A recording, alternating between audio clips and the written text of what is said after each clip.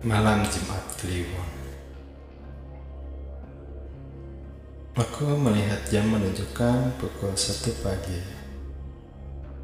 Ini adalah hari ketiga aku tidur larut gara-gara laporan PKL yang belum selesai.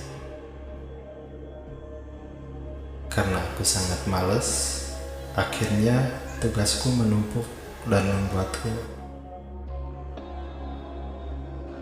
harus begadang untuk beberapa hari ini. Kafein akhir-akhir ini menjadi temanku dan mengerjakan tugas.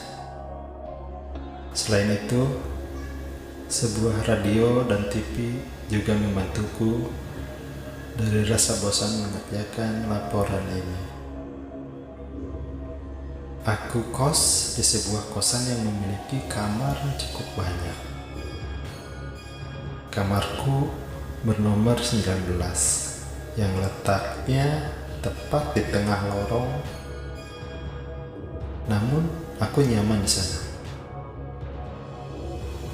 Suatu hari di kampus temanku bilang dia lagi kebelet dan terus-terusan buang air besar. Sepertinya temanku Aji ini kurang enak badan.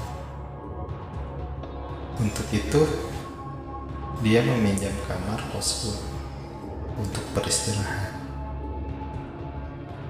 Karena aku masih ada urusan di kampus, aku pun memberikan kunci kamar kosku itu pada temanku. Aji pun langsung pergi ke kosanku. Sementara aku masih menunggu Pak Ridwan, dosenku. Tetapi beliau tidak datang. Apa boleh buat, kira-kira jam 6 sore, aku pun kembali ke kosan. Sampai di depan kosan, terlihat lampu kamarku menyala. Ketika aku akan membuka pintu, ternyata pintunya dikunci dari dalam. Aku pun mengetuknya. "Ji, bangun. Udah pulang. Bukain pintu, Ji," ucapku. Aji sepertinya tertidur pulas. Tapi sepertinya aku mendengar suara Aji dari dalam dan juga suara beberapa orang lainnya. Aku pun terdiam sejenak dan menunggu. Lalu tiba-tiba gagang pintuku bergerak-gerak sendiri. Gagang pintu itu digerakkan dari dalam.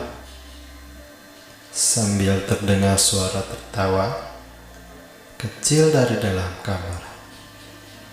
Gagang itu pun akhirnya berhenti bergerak. Aku memanggil Aji kembali. Namun, mendadak kamarku menjadi hening.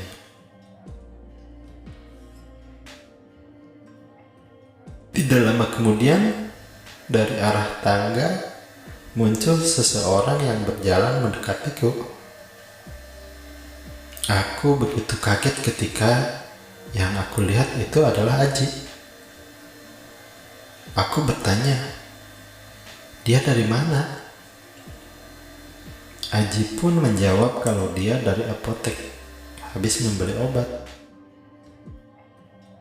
Dia berkata sambil menyodorkan kunci kamar dan langsung pamit kepadaku.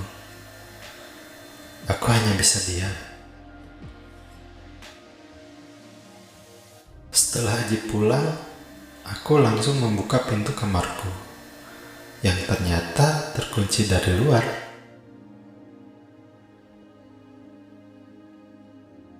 Di dalam ruang kamarku memang tidak ada siapa-siapa. Seketika bulu kuduku berdiri. Aku memeriksa ruang kamar yang tampak jelas benar-benar kosong itu. Aku mencoba untuk menghiraukannya dan langsung tidur di ranjangku. Hingga beberapa menit kemudian, aku pun tertidur. Ketika aku terbangun, terlihat jam menunjukkan pukul 11 malam. Aku langsung bergegas ke kamar mandi dan mengganti baju. Lalu ke depan untuk melanjutkan laporanku lagi. Sepertinya tugas laporan ini membuatku lupa akan kejadian tadi. Namun, tak lama kemudian aku mendengar suara berisik, seperti orang-orang mengobrol dari arah luar kamarku. Aku lalu membuka pintu dan melihat keluar. Di lorong tidak ada terlihat siapapun. Namun, suara ribut itu masih terdengar jelas. Karena sangat ribut, aku pun membanting pintu agar terdengar menyindir mereka. Suara itu pun perlahan berhenti. Lalu aku lanjut menulis laporanku sampai aku mulai mendengar suara tetesan air. Kenapa malam ini banyak sekali gangguan? Aku lalu memeriksa ke kamar mandi dan melihat keran air. Tidak ada yang bocor.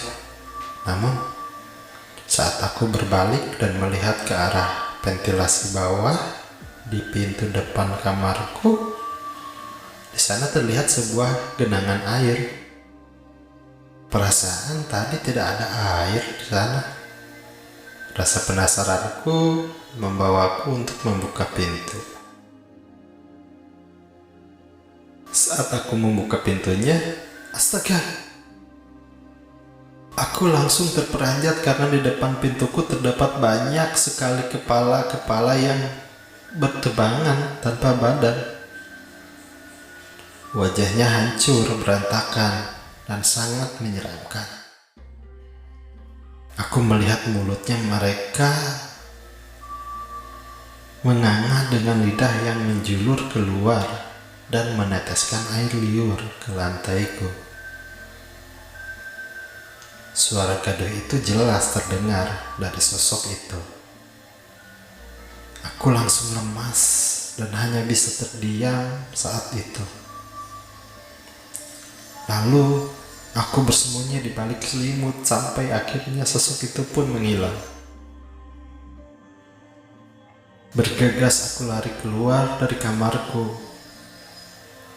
Malam itu pun, aku tidak tidur di kamar kosku. Karena takut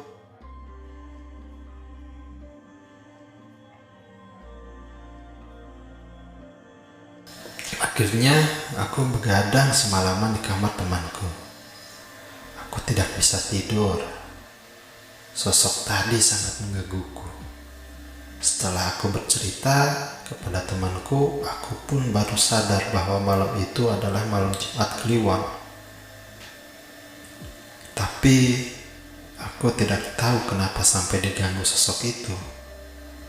Mungkin terkadang sesuatu yang terjadi itu memang tidak perlu ada alasannya.